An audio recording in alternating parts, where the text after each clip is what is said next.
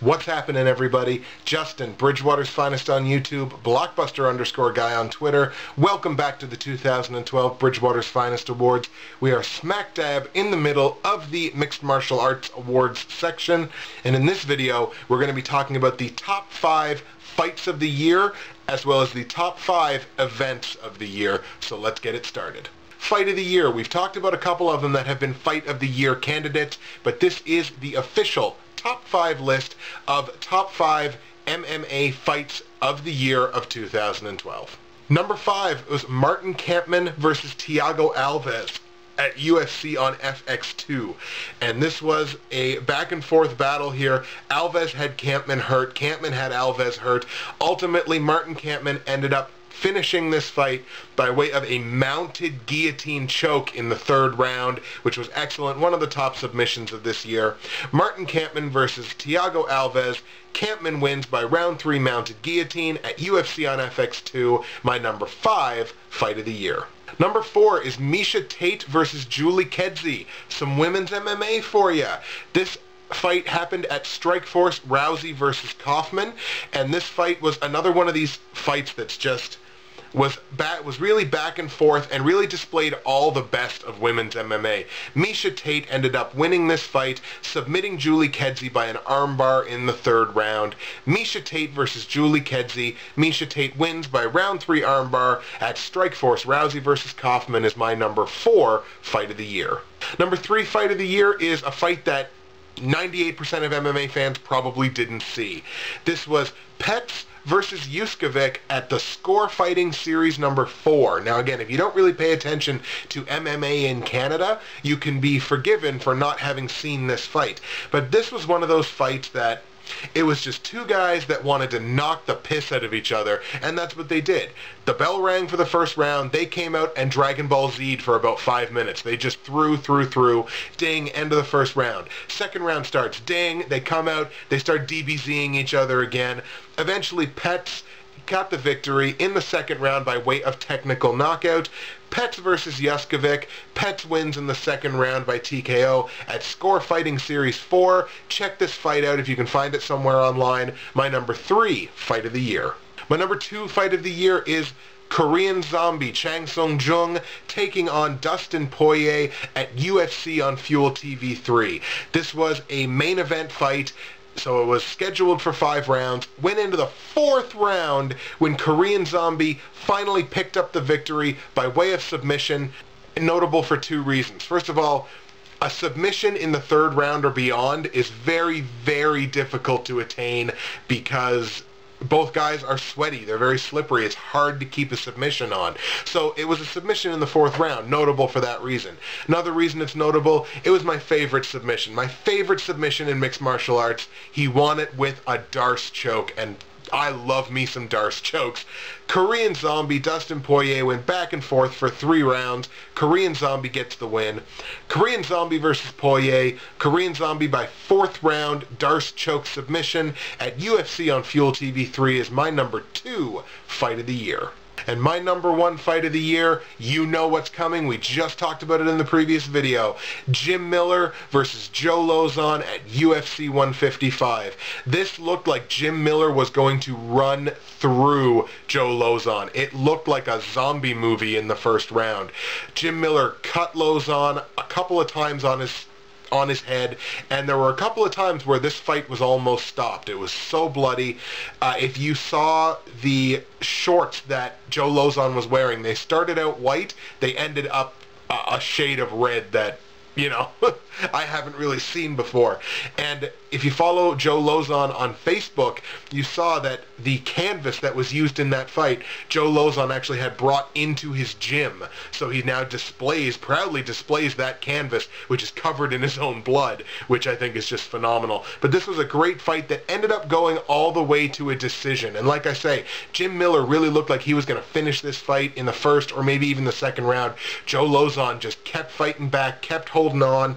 And in the third round, Joe Lauzon was throwing up submissions, and if you know anything about Joe Lauzon, very, very dangerous grappler. So he could have had a chance to submit Jim Miller there. But even though he didn't get the submission and Jim Miller ended up taking the decision, to me, it was the absolute best fight that I saw all year. Jim Miller versus Joe Lauzon. Jim Miller wins by unanimous decision at UFC 155, is my #1 fight of the year. So just to quickly review those, number 5 was Campman versus Alves at UFC on FX2. Number 4 was Tate versus Kedzie at Strikeforce Rousey versus Kaufman. Number 3 was Petz versus Yuskevich at Score Fighting Series 4. Number 2 was Korean Zombie versus Dustin Poirier at UFC on Fuel TV 3. And my #1 fight of the year was Jim Miller versus Joe Lauzon at UFC 155. Okay, folks, we're winding down the MMA section of the 2012 Bridgewater's Finest Awards. We only have one award left to give, and that is Event of the Year. Now, this is a top 5 list, my top 5 events of 2012. There were a couple of honorable mentions on there that I really wanted to toss on, but just weren't quite enough to push them up to the next level, so I would like to make mention of them. The first one I want to mention is UFC 154. Now, this was the card where George St. Pierre defended the welterweight title against Carlos Condit, winning by way of 5-round decision. This was also the event where Johnny Hendricks knocked out Martin Kampmann in the first round, and the event where Francis Carmel defeated Tom Lawler by way of a 3rd-round decision. This card also had Rafael Dos Anjos, Mark Bocek, Mark Hominick, Patrick Cote, Alessio Sakara, Cyril Diabati, Sam Stout, Matt Riddle, and Ivan Menjivar. Just full of guys that I love to see fight. UFC 154 is an honorable mention. Another honorable mention, what I personally feel was the best card that Strikeforce put on this year, Strikeforce Oregon. This was the Luke Rockhold versus Tim Kennedy card. Of course, Luke Rockhold defeated Tim Kennedy by way of 5-round decision to retain the Strikeforce middleweight title.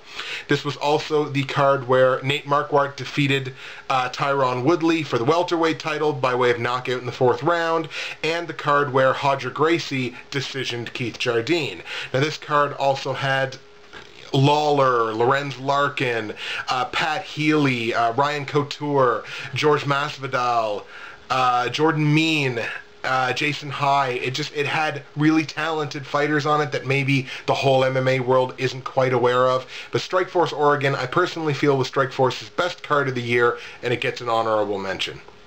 As well as Dream 18. Dream came back for what was probably its last hurrah, but who knows, they might do a New Year's card again next year. Dream, of course, famous for its New Year's cards, like the cards that they'll put on New Year's Eve. Just these massive fight cards. You had Tetsuya Kawajiri and Michihiro Omigawa, where Kawajiri got the best of that fight. Bibiano Fernandez defeating Yoshihiro Maeda. You had Shinya Aoki defeating Antonio McKee.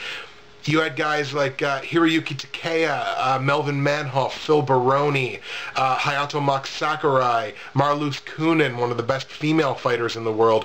You also had a 16-man, one-night-only Glory heavyweight kickboxing Grand Slam tournament, and 4 other exhibition kickboxing matches. Like, the Dream New Year's Eve cards are so big, and if you've never taken the time to watch one, find one, download one. It's such a treat. It's hours and hours of combat sports, and it's just, for a guy like me that loves combat sports so much, it's one of the greatest events of the year to watch. It gets an honorable mention for me, just because it didn't quite feel like it had all the big names that it's had in years past, so it's only an honorable mention. So now we'll get into it. My top 5 events of the year. We're going to start at number 5, which was UFC 148. Now, this was the card where Anderson Silva defeated Chael Sonnen for the second time, second round TKO to retain the middleweight title.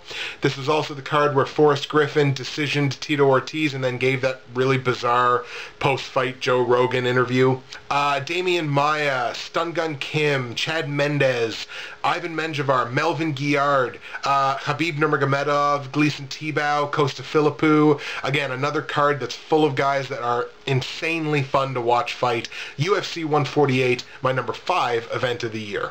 My number 4 event of the year was the UFC on Fox 4 card, a free card, the only free card that shows up on this list. This was the card, of course, where Mauricio Shogun Rua and Brandon Vera fought for 4 rounds before Shogun finally dispatched him by TKO. The card where Lyoto Machida had a second-round knockout victory over Ryan Bader, and the card where Joe Lauzon submitted Jamie Varner in the 3rd round. Again, a smaller card, but again, full of guys that are really fun and interesting to watch fight. Mike Swick, Nam Phan, Phil Davis, Wagner Prado, Ronnie Yaya, Manny Gamburian, and Michihiro Omigawa. Just full of guys that are interesting and fun fighters to watch. I thought it was an excellent card for free television, even though it didn't have a title fight. UFC on Fox 4, my number 4 event of the year. My number 3 event of the year, UFC 144. This was UFC Japan, where they made their return trip. Of course, headlined by Ben Henderson defeating Frankie Edgar for the lightweight title in a 5-round decision. This was also the card where Ryan Bader decisioned Rampage Jackson. Sorry, that's right, he didn't knock him out.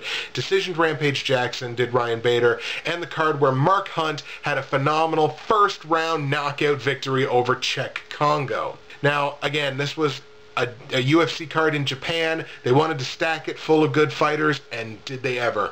Sexyama, Jake Shields, Yushin Okami, Tim Bosch, Hatsu Hayoki, Showtime Pettis, Joe Lauzon, Taganori Gomi, Kid Yamamoto, Tiatrin Zhang. Like, they put a lot of really good fighters on this card, and it really paid off. I guess for us in North America, this was a free card, wasn't it? Because it played, you know, I think it was played very early.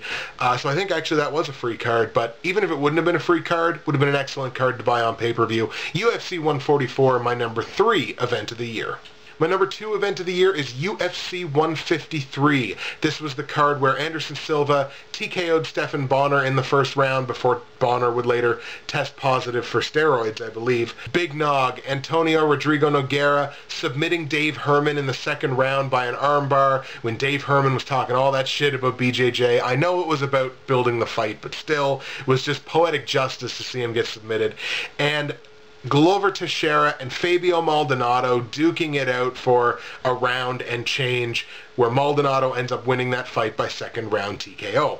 This is a card that also included John Fitch, Thiago Silva, Phil Davis and Wagner Prado again in their 2nd fight, Damian Maia, Gleison Tebow, Francisco Trinaldo, Diego Brandao, Chris Camozzi, Luis Cane.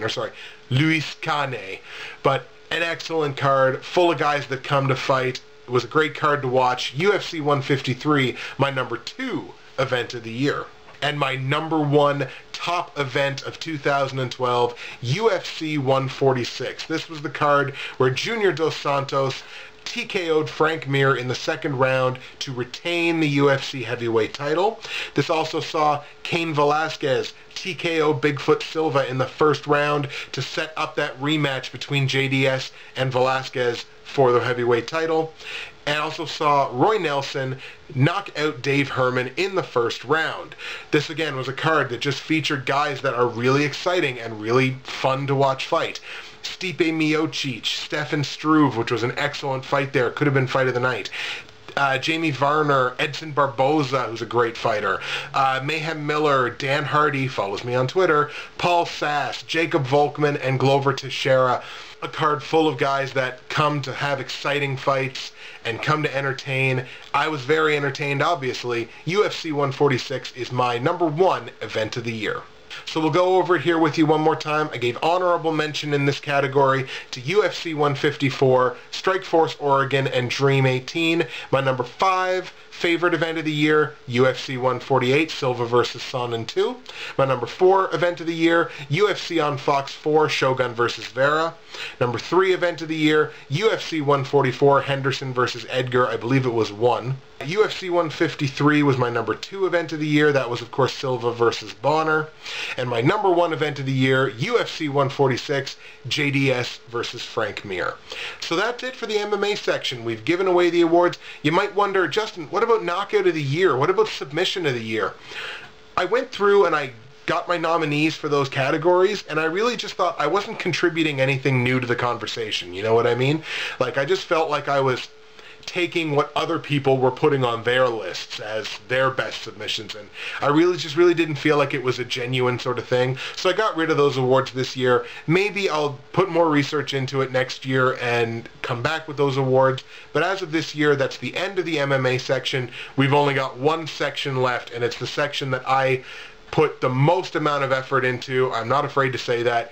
Movies. I can't wait to get into the movie section. I'm going to try to watch as many more 2012 movies as I can in the next 2 or 3 days before the first video of the movie section comes out for you. So that's it for me, Justin, Bridgewater's Finest on YouTube, Blockbuster_guy on Twitter. It's the 2012 Bridgewater's Finest Awards. MMA section done. Sports section done. Video game section done. We only got one left, heading into movies. Hope you come back. Thank you.